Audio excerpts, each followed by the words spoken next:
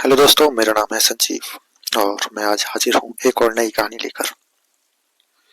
कहानी कहानी होती है, उसे हमें कहानी की तरह सुनना चाहिए। उस कहानी गलत या सही नहीं होती, अच्छी या बुरी नहीं होती। कहानी एक कहानी होती है और उस पे हमें अपने निर्णय जो हमें अच्छा लगे अपनी लाइफ से रिलेट करके सुनना चाहिए। ये कहानी शुरू होती है हमारे एक किसान से। किसान जिसके 3 बच्चे और जो गांव में रहता था। किसान की आर्थिक स्थिति इतनी अच्छी नहीं थी। उस पे 1-1.5 बीघा खेत था और 3 बच्चे और उसकी पत्नी। उस खेत में उन सबका गुजारा नहीं होता था, इसलिए किसान और उसके बच्चों को दूसरे खेतों में मजदूरी करनी पड़ती थी। किसान इस बात से दुखी था और इस बार फसल भी कमजोर थी। किसान के बच्चों को पहले दिख चुका था कि इस बार अनाज बहुत कम रहेगा। इस सोच में किसान थोड़ा घबरा जाता था। सर्दियां शुरू हो गई थी। घर में इतना अनाज नहीं था। 3 बच्चे और पत्नी के साथ किसान अपने गांव में गुजारा कर रहा था। फिर उसे किसी ने बाहर जाने की सलाह दी, बाहर यानी कि शहर।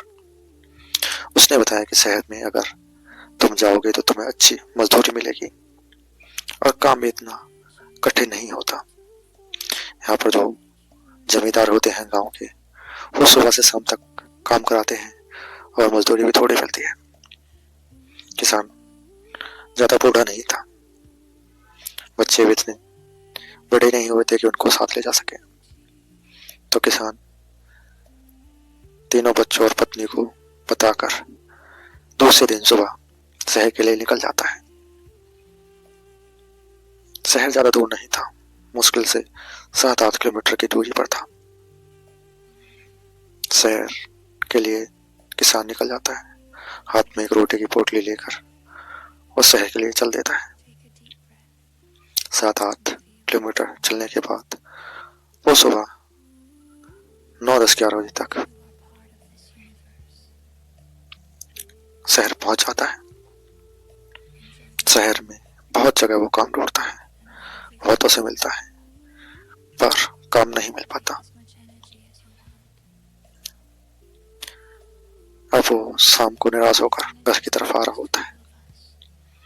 शाम के 7 बज चुके थे, पर किसान को किसी ने काम पर नहीं रखा था।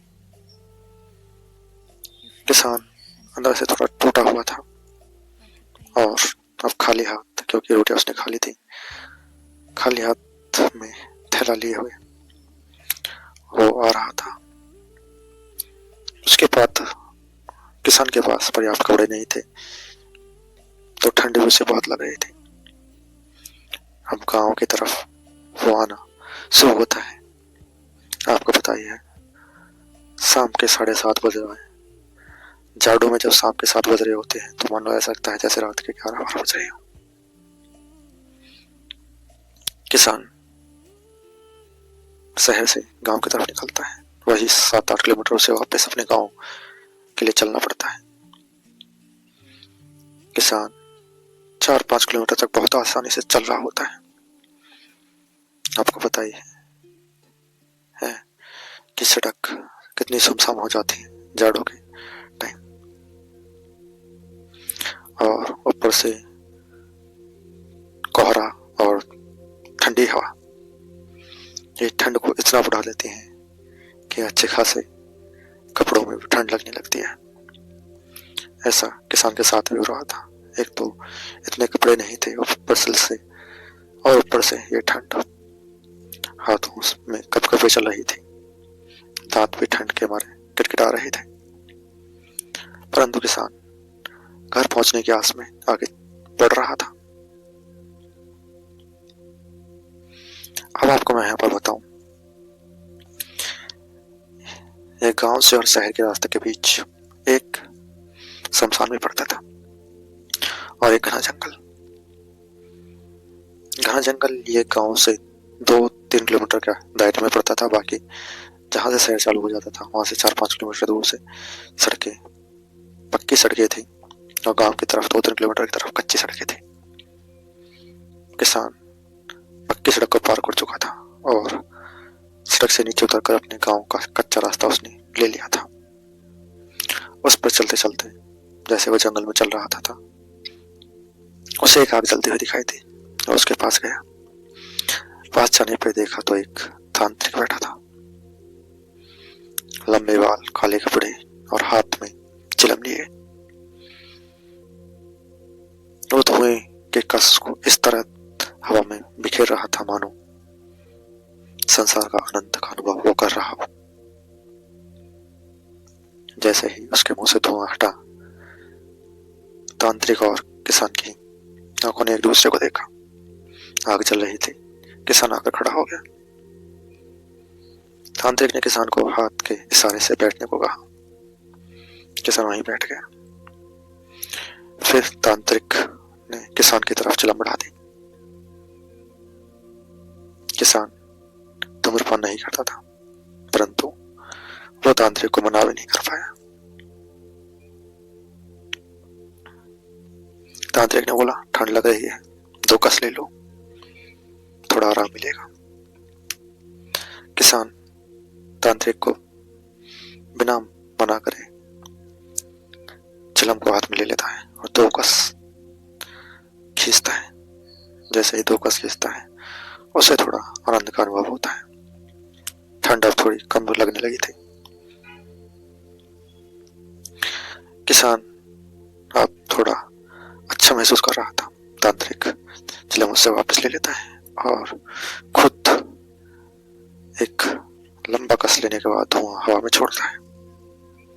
आग जल रही थी धीमे धीमे, पर ठंड के भगाने के लिए बहुत काफी थी। आपको पता ही है, जाड़ों में आग ऐसा है मानो डूबते को तिनके का सहारा। अगर किसी को आग मिल जाए तो वो पूरी रात उसके तापते हुए गुजार सकता है। ऐसा ही उन दोनों के साथ हो रहा था। तांत्रिक बोला, कैसे हो? किसान ने नीचे सिर करके कहा, ठीक हूं। फिर तांत्रिक ने पूछा, कहां से आ रहे हो और क्या हुआ है? किसान अपनी बीती हुई सारी उस तांत्रिक को बता देता है। तांत्रिक बोलता है कि ठीक है। उसके बाद चुप हो जाता है। अब दोनों के पास शांति इस तरह से फैली हुई थी मानो कोई पास हो ही ना। फिर तांत्रिक चुप्पी को तोड़ता है, बोलता है, आर्थिक स्थितियां बहुत ही इंसान को कमजोर बना देती है। तुम्हारा भी वही हाल है।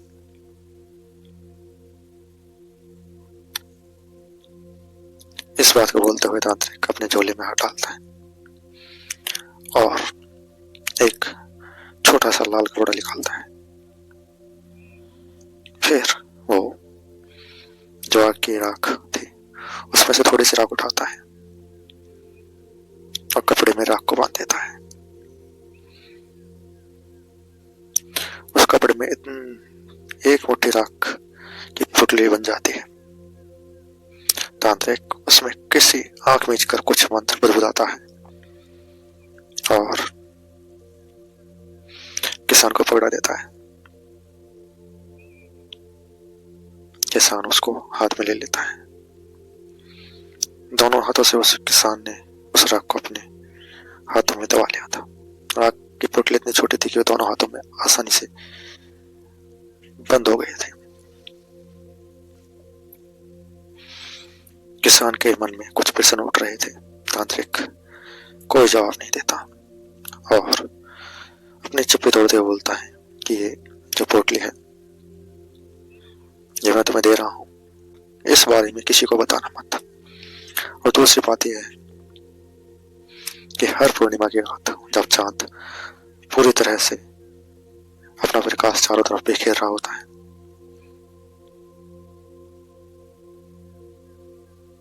यानी अमावस्या की रात, उस टाइम तुम्हें ये पोटली तुम्हारे गांव के पास जो शमशान है वहां पे रखनी है और कुछ देर रखने के बाद रात का ये टाइम होना चाहिए 11 से 3 बजे के बीच में। कुछ टाइम रखने के बाद पोटली को वहां से उठा लाना और घर में कहीं छुपा के रख देना। ये पोटली किसी को दिखनी नहीं चाहिए। और सबसे बात ये ध्यान रखना, अगर किसी को दिख भी जाए तो किसी के हाथ में नहीं लगनी चाहिए।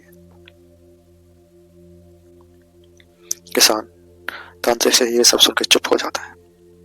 उसके मन में जो प्रश्न है वो इस तरह दब जाते हैं मानो सब कुछ प्रश्नों का उत्तर मिल चुका हो। अब तांत्रिक दोबारा चिलम किसान की तरफ बढ़ाता है, बोलता है 2 का 100 लो और घर जाओ, बच्चे तुम्हारे इंतजार कर रहे होंगे। किसान तांत्रिक से हाथ से चिलम लेकर 2 कस लगाता है और वापस तांत्रिक को चिलम दे देता है। किसान का दिमाग थोड़ा ठंडा पड़ जाता है। ठंडा उसे कम लगती है। वो अपने गांव की तरफ बढ़ने लगता है। हाँ, जैसे वो रास्ते में जा रहा होता है उसे शमशान दिखता है। शमशान गेट की तरफ वो एक बार मुड़ के देखता है, फिर चुपचाप बिना डर के आगे चल देता है। घर पहुंचता है, पोटली के बारे में किसी को नहीं बताता। गरीब होता है, कच्चा घर होता है, तो रात में ही जब बच्चे सो जाते हैं वो घर पहुंचता है। उसकी बीवी और बच्चे इंतजार कर रहे होते हैं, तो वहां पे वो रात का खाना खाकर सो जाता है। जब बीवी बच्चे सो जाते हैं तो पोटली को उठाता है और जमीन में गाड़ देता है। अब सुबह होती है। किसान की दिन दोगुनी रात चौगुनी हो जाती है। उसके मनोतरक्की का कोई पहाड़ उसके ऊपर आ पड़ा हो। उसे गांव में ही काम मिलना शुरू हो जाता है। उसके किसान जो अब तक गरीब था अमीर होने लगता है। अमीर मान लो उसके पास संपत्ति आने लगती है। किसान की 1 बीघा जमीन अब 20 बीघे जमीन हो जाती है। उसके घर धन लक्ष्मी मानो साक्षात विराज रही हो। किसान अपने कच्चे घर को छोड़कर पक्के घर में आ जाता है, पर वो पोटली को इस तरह छुपाता है कि उसने पक्के घर में, जब उसका पक्का मकान बना था तो उसने एक जगह छुड़वा दी थी, कोने में एक जगह छुड़वा दी थी और वो पोटली को रखता था और ईंट से उसके दरवाजे को बंद कर देता ताकि पोटली किसी को देखे ना। अब एक लड़की थी और 2 लड़के थे उसके। देखते देखते उसकी लड़की की शादी हो जाती है। शादी हो जाती है, अच्छे परिवार में उसकी शादी होती है। उसके बड़े बेटे की शादी हो जाती है। बच्चा है एक छोटा बेटा। किसान बहुत खुश हो जाता है। और अब मैं आपको बताता हूँ पोटली। अब ये जब किसान इस काम को करता था तो क्या था कि किसान को 1 बीघा खेत था वो शमशान के पास ही था। किसान रात को जाता और घर वालों को बोल के जाता कि मैं खेत पे जा रहा हूँ, देखूं खेत में गाय भी जार तो नहीं लग रही, ताकि वो फसल न झाड़ सके। और पोटली को शमशान में जाके रख देता था। शमशान में जाके मतलब शमशान का गेट खोलता और पोटली को भीतर रखकर अपने खेतों की तरफ चलता। 1 डेढ़ खेत में रहने के बाद वो पोटली को वहां से उठाता और जेब में रखकर फिर उसे घर लाकर उसी जगह कोने में ईंट से उसका दरवाजा बंद कर देता ताकि किसी को पता न चले कि यहाँ पे पोटली रखी है। ऐसा ही समय हो रहा होता है। समय धीरे धीरे गुजर रहा होता है। किसान जिसके पास खुद की 1 बीघे खेती थी 20 बीघे खेती हो चुकी है। घर में अब जब एक ही बैल नहीं था खेती करने के लिए, आज 2-2 बैल उसके घर में बंधे हुए हैं। परिवार सुखी से रह रहा है। पत्नी बीवी बच्चे सब सुखी हैं। अब एक रात आती है जिस दिन सब कुछ बदल जाता है। 3.5 साल बाद एक रात आती है। किसान को बाहर शहर से एक कार्ड आता है, एक शादी का। किसान शादी का कार्ड देखकर बहुत खुश हो जाता है क्योंकि उसकी बेटी जहाँ भी आई थी वहां रिश्तेदारी में उसे जाना था, वहां से उसको बुलावा आया था। किसान अच्छे कपड़े पहनकर वहां जाता है, पर जल्दी जल्दी में वो भूल जाता है कि कल पूर्णिमा है। जल्दी जल्दी में वो भूल जाता है कि कल पूर्णिमा है। किसान वहां पहुंच जाता है। वो शादी और फंक्शन को अटेंड करता है, अच्छी तरह से अटेंड करता है। परंतु जब अमावस्या की रात होती है, चांदनी रात होती है,